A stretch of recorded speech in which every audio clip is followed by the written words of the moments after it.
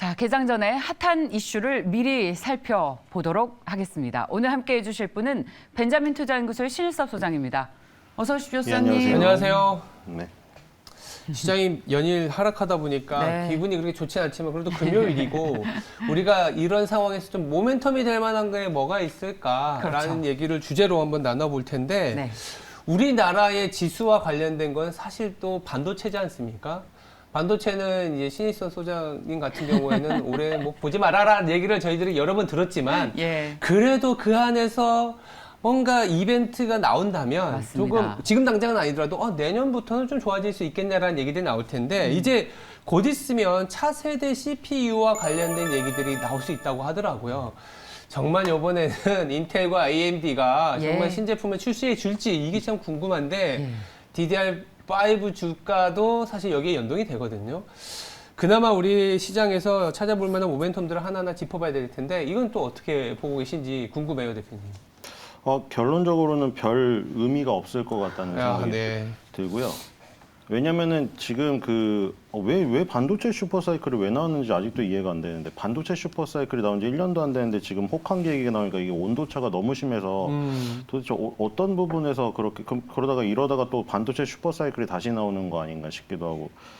근데 지금 일단은 코로나19 때 어쨌든 수혜를 엄청나게 봤던 것들은 다 그런 것이 매일 오지 않는다는 것을 우리가 항상 그 술 파티에도 술을 항상 마시고 있을 때 술이 영원할 것만 같잖아요. 그럼 근데 우리 돈 떨어지고 친구들 물주 돈 떨어지면은 더 이상 술이 없는데 한창 마시고 있을 때는 그 기분 때문에 알 수가 없는 거잖아요.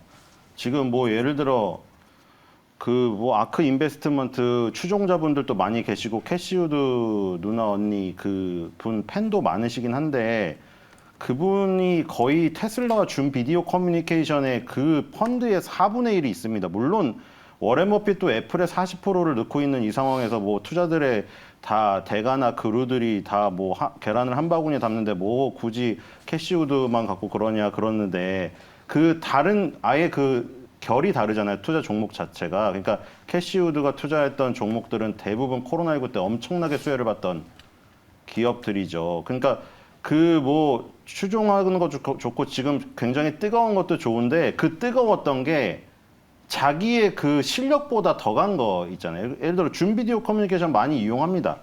평상시에도 이용을 하고. 하지만 코로나19로 재택근무를 어쩔 수 없이 하는 상황에서 이용했던 것보다 더 하려면 코로나19가 평생 지속이 돼야 되는 것이잖아요. 그러니까 그런 것에 대한 것을 잘 생각을 해야 되는. 지금도 왜 가구를 바꿨느냐 했더니 사람들이 가구를 바꾸려고 한 게 아니라 내가 집안에 있다 보니까 가구를 바꾸고 싶더라 이거였잖아요. 그러니까 집에 있다 보니까 우리 집안에 가구나 가전들이 보였다는 거잖아요. 그러니까 지금 같은 경우는 이미 다 바꾸고 나서 이제 해외여행을 가볼까 골프를 쳐볼까 이러는데 우리 집은 있게 되는 거예요 이제. 그리고 기기도 마찬가지인 게 애플 아이폰이라든가 갤럭시가 출시됐는데 막 200만 원, 막 190만 원 이러니까 지금 안 그래도 코인 주식 부동산은 자산 가치는 다 하락해가지고 가처분 소득은 줄어들고 있는 마당에 그런 신규 폰을 굉장히 좀 사기가 굉장히 어려운 상황이란 말이죠. 그러니까 거기에 연동된 반도체는 당연히 지금 안 좋을 수밖에 없는 상황인 거죠. 그렇죠. 그걸 이제 기본적으로 팬데믹이 이제 끝나가니까 네. 팬데믹 끝나가니까 장기적으로는 방향성이 사실 좋지 않은 거는 맞고 주가도 반응을 해왔지 않습니까? 근데 이 9월 이내에 뭐 정확하게 일정이 27일에 뭐 될지 모르겠지만 우리가 다음 주게 되면은 이 DDR5와 관련된 뉴스 플로우가 나올 거라는 그렇죠. 이 외신과 예. 뉴스들이 있다 보니까 소위 말해서 떼거리라고 하죠. 떼거리? 모멘텀. 이벤트 드리븐. 그렇죠. 이벤트 드리븐. 이벤트 드리븐. 좋은 말이 있네요. 아이, 참. 이벤트 드리븐으로. 왜냐하면 그렇죠. 장기적으로는 그렇죠. 사실은 아까 말씀하신 것처럼 팬데믹 수혜에서 완벽하게 벗어나는 그런 터널로 들어가는 거라서 나쁘긴 한데 네. 그 터널 안에서도 뭔가 이벤트 드리븐 쪽으로 접근해 볼 수 있는 전략은 되지 않겠냐라는 생각에서 여쭤봤는데 그런 거는 또 예. 의미가 그러니까 없나요? 나눠서 생각해야 되고 삼성전자, SK 하이닉스는 주가가 별로 연동이 안 될 것 같고요. 삼성전자는 누누이 말했듯이 10년선에 닿을 때까지는 기다리시는 게 저는 좋다고 생각이 10년선? 돼요. 네, 10년선과 아직 이역이 크기 때문에 항상 10년선에서 저점이 나왔고 예. 그리고 넓게 보면 5년 정도 보셔야 될 것 같아요. 왜냐하면 지금 막대한 투자를 지금 제대로 안 되고 있는 것 같은데 바이든 대통령이 맨날 땡큐 하다가 지금 자동차도 그렇고 반도체도 그렇고 이상하게 지금 꼬여가고 있어요. 계속 다. 예. 이런 것들이. 그래서 5년 정도의 투자의 결실을 맺을 때까지 기다려야 되는, 우리가 왜 5년 선, 60개월 선이 중요하냐면 이제 삼성전자가 지금 깨지고 있잖아요. 5년이 중요한 게 옛날에도 경제개발 5개년 계획 있고 요즘에 뭐 정책도 다 5년마다 나오고 기업도 5년마다 얘기를 하죠. 그래서 60개월 선이 중요한 거예요. 5년에 대한 투자를 발표를 하고 그 투자의 결실을 맺으려면 5년의 사이클이 지나야 되기 때문에 정상적으로 성장하는 기업이라면 60개월 선, 5년 선을 깨기가 힘들어요.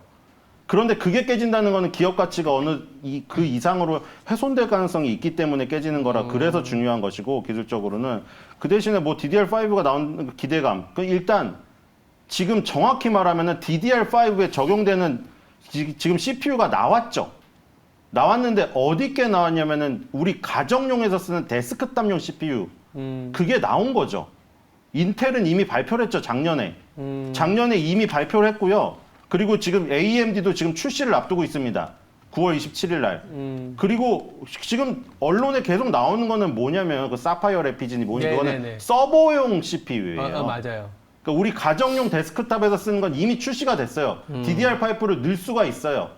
근데 가정용 데스크탑은 아까 얘기 드렸다시피 코로나19 때 다 샀기 때문에 안 사요. 그러니까 우리가 기대해 볼 수 있는 거는 기업의 슈퍼컴퓨터 데이터 센터에 들어가 있는 그 서버용 CPU, 거기에 적용되는 CPU가 나오기만을 손꼽아 기다리고 있는 건데 인텔, AMD가 지금 계속 미루고 있어가지고 이 모멘텀이 발생이 안 되는 거죠. 예. 그러니까 삼성전자, SK 하이닉스는 힘들고 제가 저번에 원익 그 그룹 얘기했듯이 맞아요. 개별 종목은 좋을 가능성이 있어요. 개별 종목은. 개별 종목으로 접근해라. 그냥 말씀드리면 아비코 전자가 아비코 여기 이 전자. 부분에서는 가장 아비코전자 예. 제가 제일 좋아하는 차트의 모습이고 아비코 전자. 이렇게 살아있는 거 아니면 안 됩니다. 아비코전자는 DDR5 수혜의 대표적인 종목이죠. 예, 대표적인 종목입니다. 일단은 뭐 아까 말씀하신 것처럼 서버용 그 DDR5 그러니까 서버용 그 신제품이 나와야 되는 게 사실 맞고 그게 나와줘야 우리의 전체 메모리가 가격이 소위 말해서 네. 구형에서 신형으로 넘어가면서 올라갈 수 있는데 그거는 아직은 모멘텀이 아니다라는 얘기를 해주셨고 오히려 뭐 아비코 전자처럼 개별 종목 정도는 좀 눈여겨보자 정도로 정리가 될 것 같아요. 자, 그러니까 뭐 저기죠. 잠깐 바람이 불 수는 있으나 지금 DDR5가 그 맞춤형이 CPU가 나와서 DDR5를 적용한다고 하더라도 지금 30% 가격이 높은 것 때문에 기대를 하고 있는 거잖아요. 근데 지금 이런 상황에서 단가 인하를 안 할 수 있을까? 처음에 나올 때 신제품은 당연히 비싸죠. 핸드폰도 똑같잖아요. 비싸다가 소비자들의 반응이 없으면 가격을 조금씩 내리기 시작해요. 좋습니다. 자, 이 반도체 산업에 대해서는 크게 투자할 매력이 없다라는 입장 계속해서 견지해주고 맞아요. 계시고 네. 9월 말에 저희는 이 DDR5 그리고 CPU 출시와 관련해서 이벤트 드리븐으로 한번 살펴볼 만한 종목이 있는지 봤는데 아비코전자가 가장 매력이 있을 것이다 라는 말씀 해주셨습니다. 네. 자, 그렇다면 요즘 우리 주식시장에서 이 테마 빼놓고 이야기할 수가 없습니다. 바로 에너지 자립과 관련해서 그렇죠. 뭐 태양광이라던가 그다음에 풍력 그리고 네. 수소 관련 주식까지 이야기를 하고 있는데 새로운 이슈가 더해졌습니다. EU가 수소 은행 설립을 발표하겠다고 했습니다. 국내 주식시장에도 영향이 있을까요? 자, 신 소장님 어떻게 해석하면 좋겠습니까? 수소가 약간 좀 밀려 있죠. 태조 이방원에서 수소는 왜냐하면 지금 전기 자동차가 너무 강하게 치고 오다 보니까 수소 관련주가 죽어 있어요. 그리고 왜 우리나라만 수소를 하냐 그 얘기 많이 있었잖아요. 수소차가 굉장히 비효율적이에요. 지금 전기차도 이제서야 막 보조금을 투입을 하고 각국의 정책에 따라서 어떤 붐이 일어가지고 테슬라라는 어떤 상징적인 존재가 등장을 하고 생태계가 커졌는데 수소차는 수소를 만들려면 일단 수소가 청정에너지로 알려져 있지만 지금 실제적으로 청정에너지라는 그 개념에 맞는 수소는 존재하지 않고 있고요. 대부분 그레이 수소를 가지고 하고 있죠. 그러니까 우리 그 화학 그 업종에 NCC에서 끓이고 나서 막 나오는 그 부산물 중에 수소가 있어요. 그거를 부생수소라고 하고 그리고 화학적인 결합에 따라서 추출하는 게 추출수소인데 그 추출을 하던 부생수소든 남아도는 수소든 다 그레이 수소라고 회색빛. 그러니까 수소를 개발하는데 온실가스 감축이 안 되고 온실가스를 뿜어내게 되어 있어요. 대표적으로 화학 공정에서는 온실가스를 뽑아내는데 거기서 나온 수소를 갖고 청정 에너지라고 부를 수가 없죠. 그거는 뭐 도덕적인 관념이라고 하더라도 수소를 전환해서 수소는 지금 자연적인 상태에서 공짜로 얻을 수가 없기 때문에 그 과정이 필요합니다. 근데 그 과정 대비 나오는 수소 양이 너무나 적기 때문에 굉장히 그 효율성이 떨어지는 거죠. 그래서 수소차 시대가 빨리 오지 않았던 거고 지금 수소가 굉장히 뭐 지금 태조이방원에서 가는 그런 그 섹터에 끼지 못하는 이유가 그런 이유예요. 여러 가지. 그래서 지금 당장 어떤 뭔가 모멘텀이 불기에는 어렵다. 수소은행을 설립했다고 해서 예. 갑자기 뭐 수소차, 넥소 수소차가 많이 팔리고 이런 일은 없을 것이다. 그래요. 좀 이유가 긴 시각을 봐도 예. 약간 기술 수소 그 부분은 레벨이 아직은 가장 아니다. 좀 아쉽죠. 사실 신재생 에너지 분야에서. 지금 신재생 막 불고 있기 때문에 그죠? 예, 그 중에서도 이제 수소 관련해서는 그럼 신재생 얘기가 나온 김에 그렇죠. 그럼 어느 쪽에 예, 얘기를 좀 확장해 보면 좋겠어요. 네, 저희가 가장 좋아하는 이야기가 저희 신 앵커님이자 투자 전략 팀장과도 늘 얘기를 하는 게 에너지 자립도와 그렇죠. 관련해서 이게 뭐 가장 확실한 우리 투자 아이디어다. 그렇죠. 그래서 태양광에 집중 그리고 풍력도 집중을 하셨고 원전도 있고요. 그리고 저 같은 경우에는 제가 아주 좋아하는 이 전기차 관련 분야도 네. 신재생 에너지 자립도와 관련한 문제일 수 있습니다. 그렇죠. 그 앞서 잠시 저희 방송 전에 얘기를 했었는데 제가 어제 주식을 운용하고 또 아무튼 운용하시는 어르신들과 이야기를 어제 할 자리가 있었거든요. 많은 분들이 모였는데 모두 다 전기차와 폐배터리 시장에 관심을 집중하고 있었습니다. 이 중국이 더 이상 미국에 팔지 못하니까 우리나라 걸 갖다 팔 수밖에 없고 지금 주가가 많이 오르고 있지만 지금 신고가도 안 갔고 이거는 단순히 1, 2년 볼 주식이 아니다. 그야말로 네. 텐베거의 주식이다. 라면서 폐배터리와 전기차 시장에 집중하는 모습 다시 한번 귀에 못이 박히도록 강조하는 얘기를 듣고 왔어요.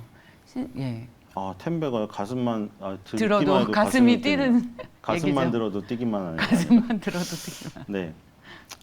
그렇게 갈까요? 근데 아무도 모르니까요. 근데 지금 근데 세비캠이나 성일하이텍을 저렇게까지 간 거를 잡기가 네. 참 모르겠네요. 진짜 에코프로비엠 LNF를 기존에 처음에 저점에서 잡으셔서 지금 끝까지 끌고 오신 분이 계시다면은 그 똑같은 방식으로 끌고 가실 수 있는 능력이 되시겠는데 정말 주신들이라고 하실 수 있겠고 지금 그거를 만약에 텐베거를 가더라도 지금 나왔던 애들 중에 나올까요? 아니면 새로운 애들이 나올까요? 모르겠는데 지금 워낙에 그 신규주들이 뜨겁잖아요.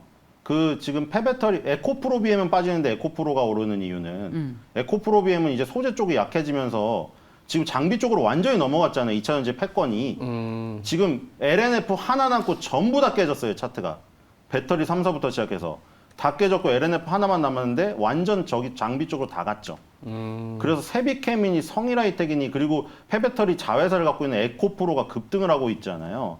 그럼 이 중에서 나온다면은 기존에 조금 더 상장이 유지가 됐던 에코프로를 가져가야 되는 건지 신규 상장주인 세비캠을 가져가야 되는 건지 아무리 주식시장이 안 좋아서 약간 마이너스를 안고 들어와서 굉장히 이득이 있다고 하더라도 신규주에 대한 부담감이 있어서 저는 굉장히 좀 부담스럽긴 하거든요.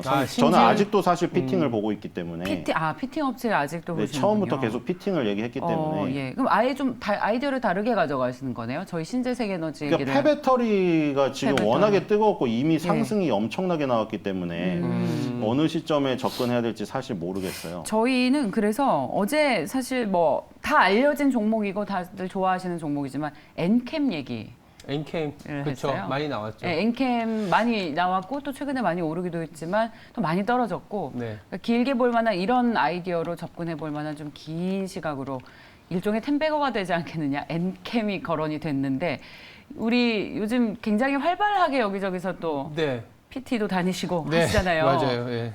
우리 앵커님께서는 하나하나씩 정보 풀어보시죠 지금. 근데 아까 말씀하신 네. 것처럼 폐배터리 관련주들의 주가가 좋은 거는 사실인데 또 부담이다 얘기한 게 신규 상장주다 보니까 성일 하이텍 같은. 그러니까 신규 상장주들이 갖고 가는 모멘텀은 신규 상장할 때 가장 크다라는 장점이자 단점이 있는 거를 조금은 두려워하시는 것 같아요. 근데 이제 컨셉 자체는 굉장히 중장기적으로 갖고 갈 만한 거다라는 건 모두가 인지하고 있는 상황이라서 폐배터리, 2차 전지, 전기차 사실 이 얘기밖에 안 하긴 할 게 없어요, 사실. 할 게 없다. 할 게 없는 건 맞아요. 예. 근데 이제 투자 아이디어라는 게 음. 우리가 굉장히 복잡하고 어렵게 생각하지만 오히려 그런 큰 손들은 아주 단순하고 심플한 아이디어로 접근을 하는 그렇죠. 것을 시장이 계속 늘 열릴 느낄 수 수가 있느냐. 있어요. 네, 맞아요. 그럼 결국 그런 부분에서 아주 큰 수익이 나고 근데 뭐 꼭 여기에 한정짓지 않고 저희가 수소를 시작을 해서 에너지 자립도에 대한 이야기를 했으니까 우리 앵커님께서도 네. 앵커님의 아이디어와 네. 그리고 종목도 좀 같이 풀어주세요. 하나씩 얘기하고 있는데. 저는 네. 사실 연초부터 지금까지 계속 얘기한 게 맞아요. 우리나라가 잘할 수 있는 신재생이나 이런 부분은 원전 물론 앞으로 갈 길이 멀죠. 그리고 많이 5년 상대적으로 많이 못 올랐고. 왜냐하면 이제 기술이라든지 이런 부분들이 다시 이제 재구축을 해야 되는 부분들이 있는데 그래도 이렇게 트랙 레코드상 해왔었던 것들에 대한 부분들 그래서 원전을 봐야 되고 그리고 이제 조선업체 같은 경우에는 약간 신재생은 아니지만 에너지 자립의 그렇죠. 판로를 바꾼다는 측면에서 그쪽을 좀 주목을 하고 있거든요. 그래서 사실 조선과 원전은 저는 좀 긴 생각에서는 계속 뭐 정책적인 방향에서도 조금 뭐 이게 도움이 되는 방향성이지 않겠냐 이렇게 말씀을 드리고 있어요. 그렇군요. 실제로 우리 주당님을 비롯한 많은 시청자분들도 이미 몇 년치 주가 미리 다 끌어당겨서 쓴 거 아니냐 이게 제일 걱정이라는 말씀들 하십니다. 폐배터리와 관련된 주식들. 예. 네, 그러니까 그런 거를 되게 잘하시는 분들이 있잖아요. 그래서 이런 그 순간에 파이어족이 되셔가지고 한 번에 승부를 봐서 네.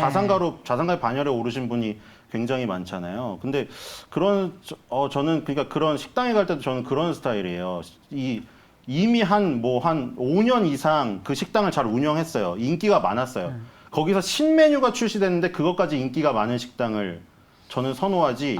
갑자기 생겼는데 SNS에 엄청 맛집이라고 했는데 저는 SNS를 아무리 봐도 이게 좀 신뢰가 안 가는 거예요. 방금 생긴 지 3개월밖에 안 됐기 때문에. 오프닝 그러니까 또 운유법으로 얘기해서 그렇다고 하면은 저는 그러니까 인선 ENT 같은 거를 폐기물 하는 편이죠. 맞 인선 ENT 좋아하세요. 그러니까 네. 아예 템백으로 승부를 보려면은 저렇게 신규주라던가 새롭게 탄생하는 슈팅 스타들에서 승부를 보고서 템백어로서 완전 자산가의 반열에 이르셔가지고 아예 뭐 그 해외 이민을 가거나 이러시는 분도 많이 계시더라고요. 이번 장에서도 그런 분들이 많이 있을 계셨어요. 거예요. 예. 2차 전지 하나로만 맞아요. 거의 승부를 보셔가지고 자산가의 반열에 오르셔서 이제 주시장을 은퇴하시는 분도 많이 계세요. 근데 그런 분들은 정말 그거는 결과론적으로 얘기하는 거죠. 그게 만약에 실패했다고 쳐버리면 그렇죠. 모든 자산이 없어지는 거잖아요. 그러니까 맞아요. 그런 승부사의 기질과 어떤 탁월한 그 픽업 능력, 배팅력 그런 게 모두 된 분이시고 근데 저는 이제 식당이 안정적으로 운영되는데 신메뉴가 잘 되는 그런 스타일. 저 옛날에도 그런 얘기 하지 않나요? 다 그런 거예요. 그러니까 캐시카우가 있는데 슈팅스타가 있는 거를 하기 때문에 그래서 IS 동서라는 그룹도 그렇고 SK 에코플랜트라는 지금 상장은 안 되는데 SK 건설이 SK 에코플랜트로 이름 바꿨잖아요. 예. 지금 전부 다 이 환경 관련 ESG 여기에 관심이 엄청나게 많아요. 그래서 막 포켓몬 그 수집하듯이 수집을 하고 있거든요. 그래서 IS 동서가 캐나다의 리시온이라는 회사를 지분을 인수했잖아요. 그 리시온이 폐배터리에서 나오는 그 광물을 저희 가공하는 업체예요. 근데 그 재가공하는 업체에 그러면은 물질을 제공을 해야 되잖아요. 그 물질 제공하는 건 누가 하고 있느냐? 어디서 제공을 해야겠어요? 폐차 업체에서 제공을 해야 되겠죠. 이제 내연기관차뿐만 아니라 전기차도 폐차 시장에 들어올 거 아니에요. 그 옛날에 그냥 깡통으로 막 아변시켜서 눌러버리는 거에서 비싼 광물은 빼내서 그거를 재활용하는 업체에 주겠죠. 그 본거지를 운영하는 업체는 인썸모터스거든요. 그러니까 거기서 나오는 폐배터리들을 리시온, 자기네 모회사예요. 인선이엔트의 모회사가 IS 동서죠. 근데 IS 동서가 거기에 관심이 많으니까 리시온을 지분을 인수해 놓은 거죠. 그러니까 인선이엔트가 인썸모터스를 통해서 자동차 폐차를 했는데 거기서 폐배터리에서 뽑아낸 광물을 리시온에 주고 그럼 리시온은 그거를 재가공해서 우리나라 배터리 3사라던가 아니면 양극재, LNF 에코프로비엠에 제공하는 좋습니다. 이런 밸류 체인이 형성되게 예. 됩니다. 자, 그러면 신 소장의 노포 맛집은 인선 ENT, IS 동서. 저는 빠져들었어요. 논리가 괜찮은 것 같아요. 그냥 듣고 그런 있었어요. 거 그냥. 빠져들면 안 돼요. 이게 듣고 있었어요. 자신의 아니 왜냐하면 노포를 어떻게 풀어낼지 생각했는데 인선 ENT 얘기하는 순간 딱 감이 오더라고요. 네. 아니 말씀을 들으시는데 계속 먼 산을 바라보고 계셔서 아니에요. 사실 회사 규정상 직접 투자가 좀 보수적이시니까 아니 근데 오늘 그러신 줄 알고. 아이디어는 저는 괜찮은 것 좋다. 같아요. 예. 좋습니다. 신 소장의 노포 맛집은 인선 ENT와 IS 동서로 IS 동서가 아니 사실은 IS 갖고 동서 있죠. 얘기한 건 아니고 네. 인선 인선 ENT ENT. 모회사로서 얘기를 한 예, 거고 예, 예. 좋습니다. IS 동서는 건설 경기에 엄청 연동이 되기 때문에 예. 지금 아시다시피 지금 굉장히 그쵸, 좀 어려워요. 예, 그쵸, 뭐. 떨어지는 칼날 수준이라서 건설 주가가. 경기가 굉장히 위축됐기 때문에 좋습니다. 아, 재밌었어요. 수소를 시작해서 에너지 자립도 그리고 인선 ENT로까지 아이디어를 확장해봤습니다. 네. 그럼 다음 이슈로 또 넘어가서 저희 앞서서 오늘 앵커 브리핑에서도 얘기를 했습니다만 시장이 아무리 어렵고 매크로 변수가 아주 변화무쌍해도 네. 리오프닝 관련 주식이 좋았어요. 어제도 사실 미국장에서 절대 수익률 기준으로도 사실 굉장히 좋았던 게 카지노 업체들이거든요. 윈 리조트 같은 경우에는 마카오에 이제 약간 매출이 많은 기업인데 미국에 상장돼 있지만 윈 리조트 그리고 잘 아는 라스베가스. 라스베가스. 아, 그리고 가고 싶네요. 네. 가고 그리고 싶어요. 크루즈 업체들, 네. 뭐 외식 업체들이 상당히 좋았는데 사실 예. 소장님도 리오프닝 아까 처음에 질문 줬을 때 반도체 이거 팬데믹 구간에서나 좋았잖아요 라는 얘기를 한 게 사실 이제는 엔데믹, 리오프닝을 감안하고 말씀하신 것 같아서 아마 이쪽에서 더 아이디어가 더 풍부하게 나오시지 않을까라는 생각도 또 들어요. 네, 그러니까 가장 상위의 개념 있는 모든 업종을 설명하는 데 있어서 그게 있는 게 맞아요. 맨 위 꼭대기, 머리 위 꼭대기에 팬데믹 vs 엔데믹인데 엔데믹이 있는 거예요, 지금. 그러니까. 전부 다 그런 거죠. 왜 미국에서 제약바이오가 계속 제가 엔데믹 수혜주라고 했겠어요. 어제도 제약바이오 다 신고가잖아요, 지금. 그쵸? 제가 말했던 것들. 뭐 에브빈이, 화이자니, 머크니 다 신고가예요, 노바티스. 그러니까 이 엔데믹으로 가면서 정상적인 생활이 되면 제약바이오로 가는 거죠. 우리나라 수준이 안 되니까 제약바이오는 연동이 안 되는 것이고. 그리고 이제 뭐 여행주나 카지노주는 미리 얘기 드렸죠. 파라다이스 얘기 드렸잖아요. 일본인 관광객의 노출 비중 높고 파라다이스는 매달 실적이 나오기 때문에 그거 보고 확인할 수 있고 거기 테이블 매출 올라간 거 보여드렸죠. 슬롯머신 매출은 별로 안 올라갔는데 그게 일본인 VIP가 온다는 반증이었고 일본하고 지금 우리나라 지금 풀리고 있잖아요. 지금 개별 자유여행도 지금 이제 되려고 하는지 하나투어 모두투어 이미 광고 다 올려놨더라고요. 카톡 네. 친구를 다 날라오셨죠 지금. 저 다 날라왔어요. 개별 자유여행 오사카, 큐슈, 홋카이도 다 날라왔거든요. 맞아요. 지금 곧 개별 자유여행이 될까봐 미리 준비하고 있는 거예요. 아니 이미 네. 친구들 사이에서는 주말에 도쿄 가서 우동 먹고 올까 이런 친구들 있어요. 네, 근데 지금은 안 돼요. 지금은 안 돼요. 지금은 뭐냐면은 가이드가 붙어 있던가 맞아요. 가이드가 없는 패키지 여행이 그 뭐냐면은 어쨌든 모집할 땐 패키지 형식으로 해야 된다는 거죠. 개별 여행은 맞아 못 가는 거예요. 못 가요. 개별 완전 자유여행이 없고요. 왜냐하면 동선 확보가 안 된다는 이유로 일본 정부가 허가를 안 하고 있어요.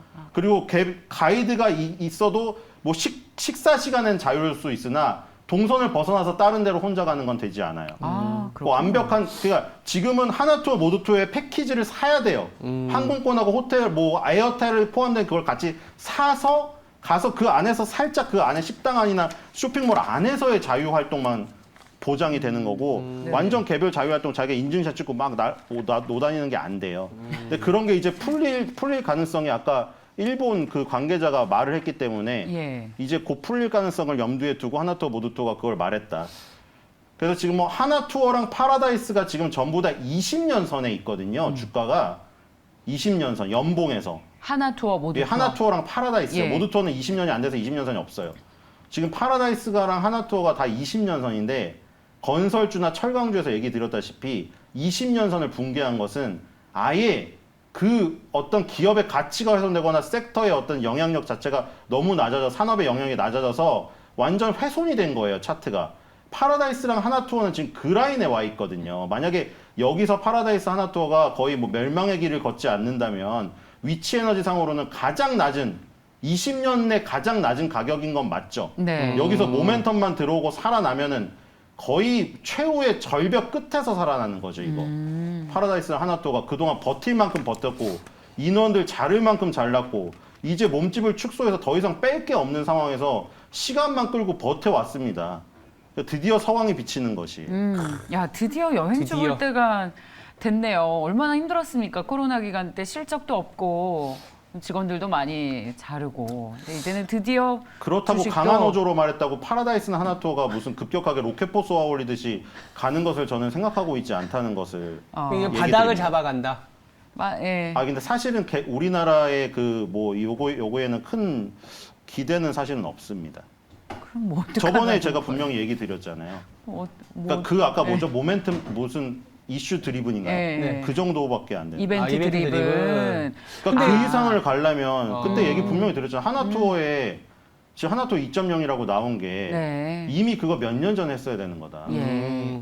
좋습니다. 그러니까 일본의 개별 관광이 허용이 되고 나면 파라다이스와 하나투어 같은 주식이 뭐 이제 테마로 단기간에 많이 오를 가능성이 있다. 하나투어의 라는 전성기는 얘기로 2010년에서 15년 사이에 이미 좋습니다. 지나갔습니다. 저희 방송에 집중하고 계시는 피디님께서 질문이 들어왔습니다. 근데 리오프닝으로 마스크를 벗으면 화장품이나 의류 관련 주식은 어떨까?